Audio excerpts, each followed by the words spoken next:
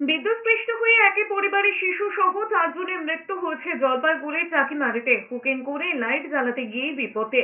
ভোরের আলো থানার পুলিশ জানিয়েছে, বাড়িতে হুকিং করে লাইট জ্বালাতেন মৃত পরেশ দাস। শুক্রবার সন্ধ্যে মাঠে গরু চড়িয়ে ফিরেছিলেন পরেশ দাসের বড় ছেলে মিঠুন দাস। অন্ধকারের মধ্যে তিনি দেখতে পারেনি হুকিং এর তারের একটি অংশ বাড়ির সামনে জমা জলে পড়ে রয়েছে। সেই জলে প্রথমে বিদ্যুৎস্পৃষ্ট হয় গরুকে বাঁচাতে গিয়ে বিদ্যুৎস্পৃষ্ট হয় বছর 32-এর মিঠুন। ছেলেকে ছটফট করতে দেখে বাঁচাতে যান বছর 62-এর পরেশ দাস। তিনিও বিদ্যুৎস্পৃষ্ট হন। এরপরে স্বামী আর ছেলেকে অবস্থায় দেখে বছর 2.5-এর নাতিকে কোলে নিয়ে বাঁচাতে যান পরেশ দাসের স্ত্রী বছর 55 দীপালি দাস। ঠাকুমা এবং নাতিও বিদ্যুৎস্পৃষ্ট হয়ে ঘটনাস্থলে মৃত্যু হয়। খবর পেয়ে পুলিশ গিয়ে 4 জনকে উদ্ধার করে হাসপাতালে নিয়ে গেলে মৃত বলে ঘোষণা করেন চিকিৎসকরা। একসঙ্গে একই পরিবারের 4 জনের মৃত্যুতে শোকের ছায়া নেমে এসেছে রাজগঞ্জের টাকিমারি ধূপগুড়ি বস্তিতে। গরুকে কারেন্টে শর্ট হয়েছিল।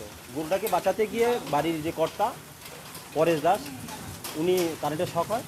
ওনাকে বাঁচাতে গিয়ে ওনার ফ্যামিলির আরও 3 জন, ওনার মিসেস, ওনার বড় ছেলে আর একটা ছোটো ভাগনা ছিল, এই 4 জনে